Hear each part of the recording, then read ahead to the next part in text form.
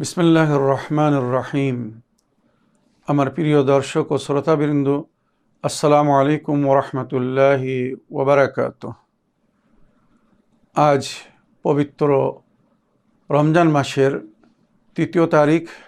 সুতরাং সর্বপ্রথম আমি আজকের দিনের দোয়া পড়ব, তার তর্জমা করব, তারপরে আজকের রাত্রে কত রেকাত নামাজ পড়তে বলা হয়েছে সেটা উল্লেখ করব, তারপরে আজকের দিনের ইসলামিক ইভেন্টস মানে ইতিহাসে আজকের দিনে কি ঘটেছিল সেটা বলবো।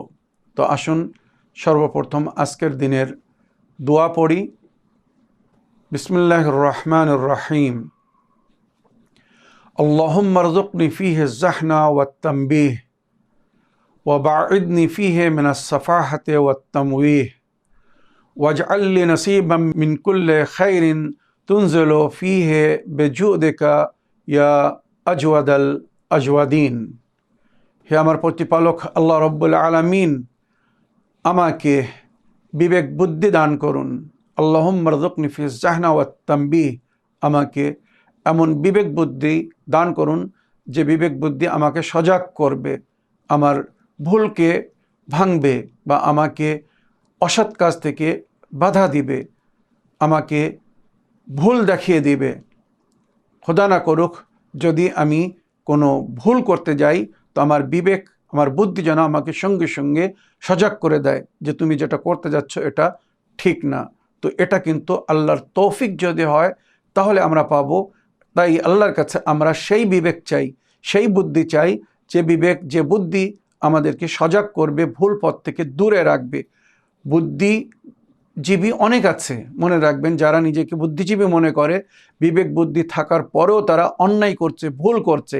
তার মানে কি, এদের বুদ্ধি বা বিবেক সেই বিবেক বা সেই বুদ্ধি নয় যে বিবেক বুদ্ধি তাদেরকে অসৎ কাজ থেকে, অন্যায় থেকে মানা করবে। তো আমরা আল্লাহর কাছে সেই বিবেক, সেই বুদ্ধি চাই যে বিবেক বুদ্ধি আমাদেরকে অন্যায় থেকে বিরত রাখবে, ভুল থেকে দূরে রাখবে। মনে রাখবেন, আল্লাহুম্মা রযুকনি ফীহি আয-যাহনা ওয়াত-তানবীহ ওয়া বা'idni ফীহি মিনাস সাফাহাতি ওয়াত-তামওয়ীহ। আল্লাহ রাব্বুল আলামিন আমাকে সমস্ত প্রকারের বোকামো এবং অসভ্য কাজ থেকে দূরে রাখবেন। কত সুন্দর দোয়া আমরা করছি, আল্লাহ আমি যেন কোনো বোকামো না করি, বুদ্ধদের মতো কোনো কাজ না করি যে কাজ করতে দেখলে মানুষ আমার নিন্দা করবে। তো আমি যেন এমন কাজ না করি, বোকামো না করি বা অসভ্য যে কাজকে বান্দারা বা আল্লাহ পছন্দ করেন না, সেই ধরনের কোনো কাজ যেন আমি আজকে না করি। ওয়া বা'idni ফীহি মিনাস সাফাহাতি ওয়াত-তামওয়ীহ, সমস্ত প্রকারের বোকামো এবং অসভ্য কাজ থেকে আমাকে দূরে রাখবেন। ওয়াজআল লি নাসীবান মিন কুল্লি খাইরিন, আর আমার নসিবে আজকে সমস্ত মঙ্গল লিখে দেবেন। ওই সমস্ত মঙ্গল তুনজিলু ফীহি, যেটা আপনি আজকের দিনে অবতীর্ণ করেন নিজের বান্দাদের জন্য, আমি যেন সেই মঙ্গল পাই আজকের দিনে। বিজুদিকা ইয়া আজওয়াদাল আজওয়াদিন, আপনার করম, দয়া, আপনার সাখাওয়াতের মাধ্যমে, আপনি তো সর্বশ্রেষ্ঠ দয়াবান সাখী আল্লাহ রাব্বুল আলামিন, আপনার সাখাওয়াত থেকে, আপনার দয়া ও মায়া থেকে আমাকে আজকের দিনে বঞ্চিত করবেন না। আমিন ইয়া রাব্বাল আলামিন। আল্লাহুম্মা সাল্লি আলা মুহাম্মদ ওয়া আলি মুহাম্মদ। আল্লাহ রাব্বুল আলামিন আমাদের সকলের পক্ষে আজকের এই দোয়াকে কবুল করুন। আপনারা সবাই আমিন বলুন। এবারে আজকের রাত্রে 8 রেকাত নামাজ পড়তে বলা হয়েছে। মনে রাখবেন, সমস্ত নফল নামাজ 2 রেকাত করে পড়তে হয়। সুতরাং এই নামাজটি 2 রেকাত করে পড়তে হবে, সকালের নামাজের মতো। নিয়ত হবে আমি চতুর্থ রমজানের রাত্রের, মনে রাখবেন 3য় রমজান, আজকের দিনগত রাত হবে 4র্থ রমজানের রাত। তো 4র্থ রমজানের রাতের যখন নামাজ পড়বেন, তো নিয়ত করবেন আমি 4র্থ রমজানের রাত্রের 2 রেকাত নামাজ পড়িতেছি কুরবাতান ইলাল্লাহ, এই বলে নিয়াত করে আল্লাহু আকবার বলে নামাজ শুরু করবেন। এই নামাজে প্রতি রেকাতে সূরা আলহাম পড়ার পরে 20 বার 20 বার সূরা কদর পড়তে হবে, ইন্না আনজালনা। মনে রাখবেন, খুব সুন্দর ইবাদত। এই সমস্ত ইবাদতের মাধ্যমে আমরা ওই সমস্ত বিদআত থেকে দূরে থাকতে পারবো যেগুলো নবীর পরে সৃষ্টি করা হয়েছে। বুদ্ধিজীবীর জন্য ইশারা যথেষ্ট। আমি কোন নামাজের কথা বলছি, যে নামাজ নবী বা নবীর আপন সাহাবীরা নবীর জীবনে কখনো পড়েননি। এই যে নামাজগুলো বলছি, ইতিহাসে, শরিয়াতে, আহলে বায়াতের তরিকাতে এই নামাজের উল্লেখ হয়েছে, যেটা নবী পড়তেন, নবীর সাহাবারা পড়তেন, নবীর আহলে বায়াত পড়েছিলেন বা পড়তেন, তাই আমাদেরকে ওই নামাজ পড়তে বলা হয়েছে। তো আজকে রাত্রে 8 রেকাত নামাজ পড়তে হবে। প্রতি রেখাতে সূরা আলহামদ পড়ার পরে 20 বার সূরা কদর, ইন্না আনজালনাহু ফি লাইলাতিল কদর পড়তে হবে। এটা আজকের রাত্রের নামাজ। নামাজ যখন 8 রেখাত হয়ে যাবে, 2 রেখাত করে 4 বার পড়লে 8 রেখাত নামাজ হয়ে যাবে। তারপরে তাসবিহ জাহরা সালামুল্লাহ আলাইহা পড়বেন। তারপরে রমজান মাসের যে সমস্ত বিশেষ দোয়াগুলো পড়তে বলা হয়েছে সেগুলো পড়ার চেষ্টা করবেন, বিশেষ করে দোয়ায় ইফতেতাহ পড়ার চেষ্টা করবেন। এবারে আজকের ইসলামিক ইভেন্টস বা ইতিহাসে যেগুলো ঘটেছিল সেটা আমি উল্লেখ করতে চাই।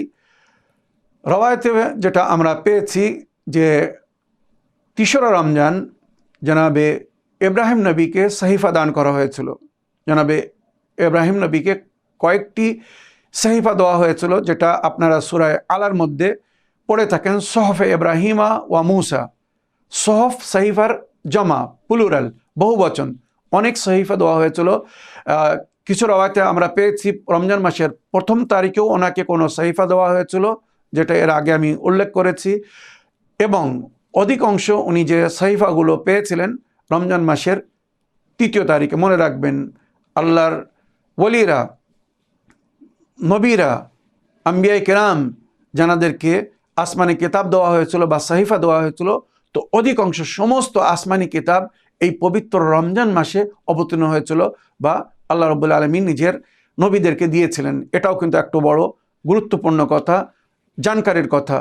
মুসা নবীকে, ঈসা নবীকে, জনাবে দাউদ নবীকে বা সাহেবে শরিয়ত নবীদেরকে মনে রাখবেন। বিশেষ করে জনাবে ইব্রাহিম নবী, ওনার যুগ থেকেই প্রকাশ্য রূপে শরিয়তের সংবিধান অবতীর্ণ হয় এবং ওনার মিল্লাতকে সর্বপ্রথম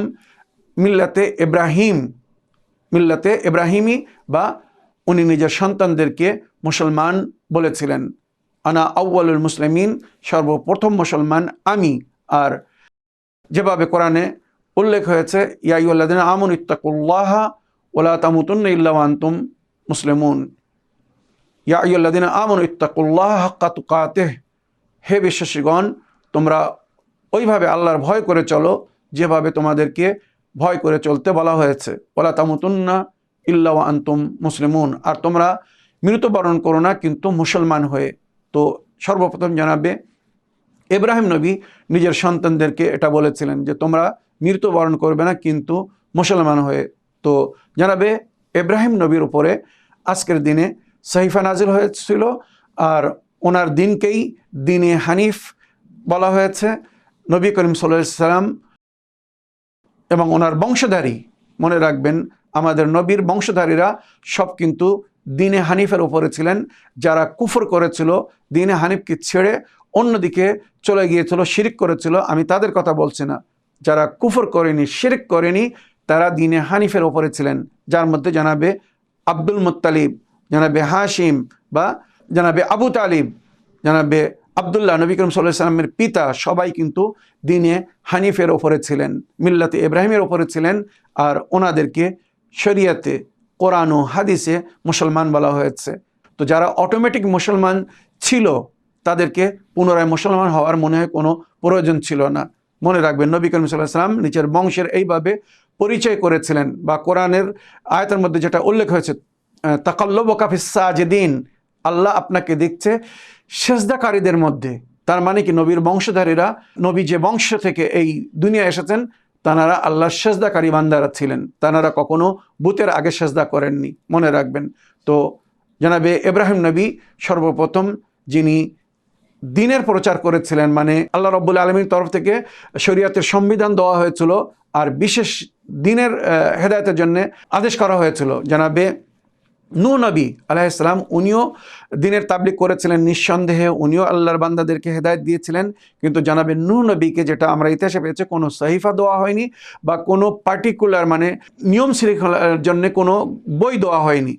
উনি আল্লাহর তরফ থেকে যেটা ইলহাম হতো ওনার উপরে, উনি ওহী ও ইলহামের মাধ্যমে শরিয়তকে নিতেন আর আল্লাহর বান্দাদের কাছে, নিজের উম্মতিদের কাছে পৌঁছে দিতেন। কিন্তু কোনো লিখিত সহিফা ছিল না বা শরীয়তের যে সংবিধান, লিখিত সংবিধান, এমন কিছু ওনার সামনে ছিল না নূহ নবীর উম্মতের সামনে। কিন্তু সর্বপ্রথম সাহিফা জনাবে ইব্রাহিম নবীকে দেওয়া হয়েছিল, শরীয়তের সংবিধান দেওয়া হয়েছিল, তাই ওনার শরীয়তে ইব্রাহিমে বা ওনার মিল্লাতকে মিল্লাতে ইব্রাহিমী বলা হয়। আর ওনার সন্তানদেরকে মুসলমান রূপে ঘোষিত করা হয়েছে কোরআন ও হাদিসের মধ্যে। আর আমাদের নবীর বংশধারীরা সবাই কিন্তু মিল্লাতে ইব্রাহিমের উপরে ছিলেন, দ্বীনে ইসলামের উপরে ছিলেন। তাই ওনাদেরকে পুনরায় নতুন করে ইসলাম গ্রহণ করার কোনো প্রয়োজন হয়নি। ইসলাম গ্রহণ করার প্রয়োজন তাদের হয়েছিল যারা ইসলামকে ছেড়ে দিয়েছিল, মিল্লাতে ইব্রাহিমকে ছেড়ে দিয়েছিল, আল্লাহর দ্বীনকে ছেড়ে অন্যদিকে চলে গিয়েছিল, তারা পরে ইসলাম গ্রহণ করেছিল বা নবী তাদেরকে ইসলামের দিকে আমন্ত্রণ জানিয়েছিলেন।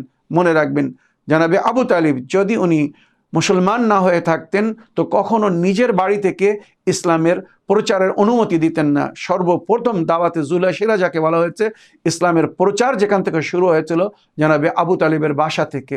এটা প্রমাণ যে উনি ইসলামের অন্তর্ভুক্ত ছিলেন বলে, ইসলামকে ভালোবাসতেন বলে, আল্লাহর দ্বীনকে ফলো করতেন, মেনে চলতেন বলে উনি নবীকে অনুমতি দিয়েছিলেন ওনার বাড়ি থেকে ওই দাওয়াতে ইসলামের কাজ যেন শুরু হয়। তো আশা করি আজকের দিনের এই যে ইসলামিক ইতিহাস আপনাদেরকে শোনালাম, জানাবে ইব্রাহিম নবীর সম্পর্কে, মিল্লাতে ইব্রাহিমের সম্পর্কে, সহিফায়ে ইব্রাহিমের সম্পর্কে আরও অনেক বিস্তারিত আলোচনা আছে যেগুলো ইনশাল্লাহ কখনো শোনাবো। জানাবে ইব্রাহিম নবীকে কি কি সহিফা দেওয়া হয়েছিল, তার মধ্যে কি কি সংবিধান লেখা ছিল। মনে রাখবেন, জানাবে ইব্রাহিম নবীকে যে সহিফা দেওয়া হয়েছিল সেই সহিফার অনেক কিছু কোরআনের মধ্যে জিকির হয়েছে, যেটাকে আমরা ইসলামিক সংবিধান বলে থাকি, যেটাকে ফলো করে আজ উম্মতে মুসলিমা নিজেকে মুসলমান বলছে। জানাবে ইব্রাহিমের সহিফার মধ্যে সেগুলো উল্লেখ ছিল বা আছে বলে আজ মিল্লাতে ইব্রাহিমের উপরে, দ্বীনে হানিফের উপরে যারা ছিল নবীর বংশধরা, তাদের সবাইকে মুসলমান বলা হয়েছে। এই বলে আমার আজকের বক্তব্য এখানে শেষ করলাম। ওয়া আখিরু দাওয়ানা আলহামদুলিল্লাহি রাব্বিল আলামিন। ওয়াসসালামু আলাইকুম ওয়া রাহমাতুল্লাহি ওয়া বারাকাতুহু।